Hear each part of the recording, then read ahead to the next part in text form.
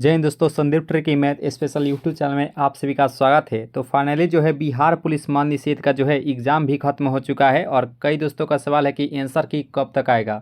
तो फाइनली जो है आंसर की दोस्तों आ चुका है। तो आप सभी अंत तक जरूर बने रहेगा दोस्तों और अपना आंसर की सही में सही मिलाते हुए चलिएगा और लास्ट में कमेंट कीजिए कि आपका जो है कितना सही हुआ दोस्तों। ठीक है, तो 14 मई आंसर की लेकर आ चुके हैं। तो आप सभी अपना अपना आंसर की मिलाते हुए चलेगा। थोड़ा सा अच्छा सवाल पूछा गया था। ठीक है, तो चलिए दोस्तों बारी बारी से देखते हैं प्रश्न को।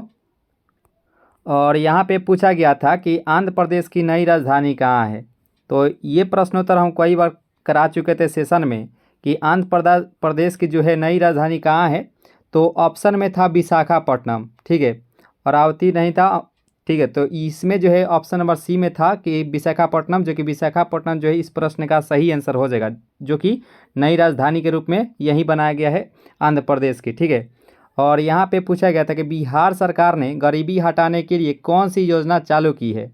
ये जीविका योजना चालू की थी लगभग जो है, और ये ऑप्शन नंबर बी में था। ठीक है, तो हम लोग आसानी वैसे सभी क्वेश्चंस को हम लिख कर लाए हैं दोस्तों, आपको ए टू जेड समझ में भी आएगा। ठीक है, और यहाँ पे था कि किस भारतीय निशानेबाज ने ISSF राइफल एंड पिस्तौल विश्व कप 2023 में 10 मीटर एयर पिस्तौल प्रतियोगिता में स्वर्ण पदक जीता था।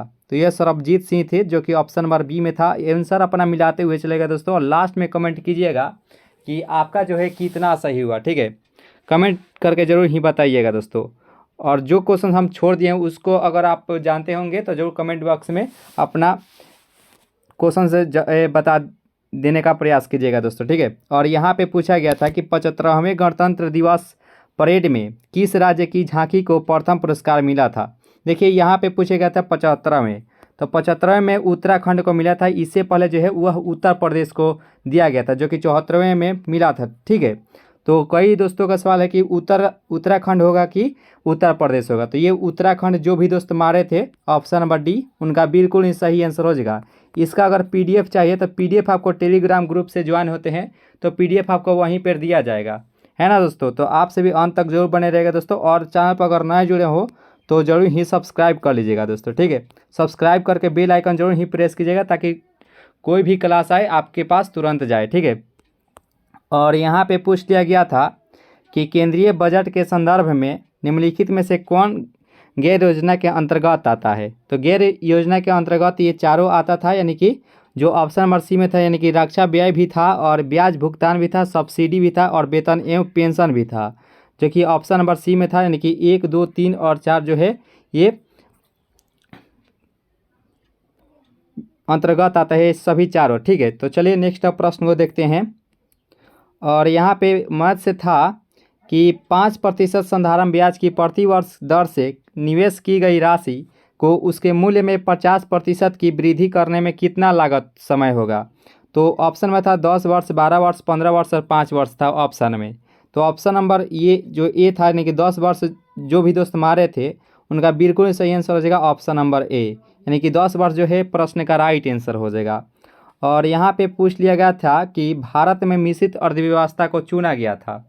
तो ये भारत के दूसरी पंचवर्षीय जो योजना हुई थी उसमें जो है मिश्रित अर्थव्यवस्था का उसमें चुना गया था दोस्तों, जो कि ऑप्शन नंबर बी में था। बी जो है इस प्रश्न का राइट आंसर हो जाएगा। ठीक है, जो भी दोस्त मारे थे बी उनका बिल्कुल ही सही आंसर हो जाएगा। 100% राइट आंसर के साथ आए हैं दोस्तों। ठीक है, तो आंसर अपना मिलाते हुए चलिएगा दोस्तों। और यहाँ पे प्रश्न था कि भारत में सर्वाधिक राजस्व प्राप्त होता है, जो कि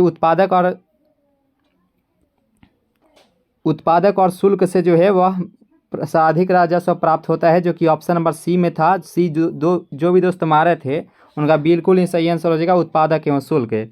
और यहाँ पे प्रश्न है कि सार्वजनिक वस्तु का क्या अर्थ होता है। काफ़ी अच्छा सवाल था और इसका जो सही था वह ऑप्शन नंबर बी था, यानी कि एक वस्तु जिसका लाभ अविभाज्य रूप से पूरे समुदाय को लाभ पहुंचाता है। ठीक है, जो कि ऑप्शन नंबर बी में था ये आंसर। जो भी दोस्त बी मारे थे उनका बिल्कुल सही आंसर था।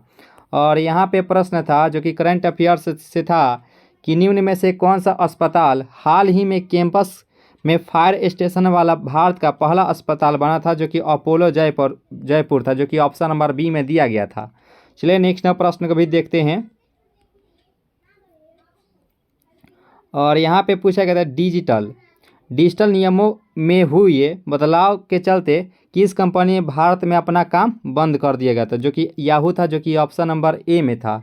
याहू जो था, जो कि डिजिटल नियमों में हुए बदलाव के कारण कंपनी जो है वह भारत छोड़ दी थी, यानी कि बंद कर दी थी। ठीक है।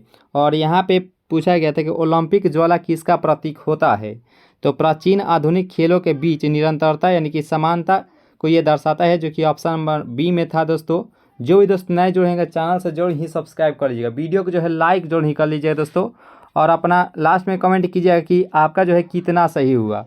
और यहाँ पे प्रश्न था कि कौन एक उच्च न्यायालय की पहली महिला मुख्य न्यायाधीश थी, तो पहली मुख्य न्यायाधीश भारत की पूछा गया था। ठीक है, ये लीला सेठ थी, जो कि ऑप्शन नंबर बी था। और पहली बार इतिहास में पहली बार ऐसा हुआ है जो कि बिहार में रीजनिंग का सवाल आया है, ये पहली बार ऐसा हुआ है। ठीक है, तो रीजनिंग का सवाल आया है। रीजनिंग का तो सवाल इतना बड़ा था कि इसको हम स्क्रीन पर नहीं लिख पाए दोस्तों। इसके बाद जो वीडियो आएगी वह पूरे आपको क्वेश्चन आंसर के साथ लाएंगे दोस्तों। ठीक है, जितना क्वेश्चन से हमको मिला था वो सभी हम क्वेश्चन लिख कर लाए हैं दोस्तों। ठीक है, और यहाँ पे प्रश्न देखा था कि निम्नलिखित में से कौन भारत रत्न प्राप्तकर्ता हैं, तो इसका जो राइट आंसर हो जाएगा ऑप्शन नंबर डी, यानी कि राज कपूर जो थे इन्हें भारत रत्न नहीं मिला था, नहीं तो बिस्मिल्लाह खां को मिला था दोस्तों। याद रखिएगा दोस्तों, उसमें ऑप्शन नंबर ए में था बिस्मिल्लाह खां, तो बिस्मिल्लाह खां को तो मिला ही था। और सचिन तेंदुलकर नहीं थे, वो लता मंगेशकर और सत्यजीत रे थे। तो Raj Kapoor option number D में था। जो भी दोस्त डी मारे थे उनका बिल्कुल ही सही आंसर हो जाएगा।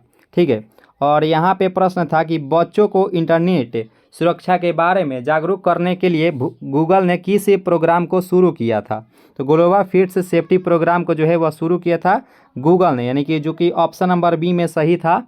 और यहाँ पे प्रश्न था कि ऑप्टिकल फाइबर के आविष्कारक कौन है, तो हम लोग कई बार डिस्कस किए थे कि ऑप्टिकल फाइबर जो है पूर्ण अतिपरिवर्तन के सिद्धांत पर कार्य करता है। और इसके जो आविष्कारक थे ये भारत के ही थे, नरेंद्र कपानी, जो कि ऑप्शन नंबर बी में सही थे। ठीक है, ऑप्शन नंबर बी में नरेंद्र कपानी थे, जो भी दोस्त बी मारे थे उनका बिल्कुल ही सही आंसर हो जाएगा दोस्तों। तो चलिए दोस्तों नेक्स्ट प्रश्न को कवर करते हैं। और यहाँ पे कुछ दोस्तों का सवाल भेजा गया था जो कि सही है सवाल, कि उत्तर वैदिक काल में इंद्र का स्थान किस देवता को मिला था, तो प्रजापति को मिला था, याद रखिएगा दोस्तों। ठीक है, और यहाँ भारतीय राष्ट्रीय कांग्रेस के पहले अधिवेशन की अध्यक्षता किसने की, तो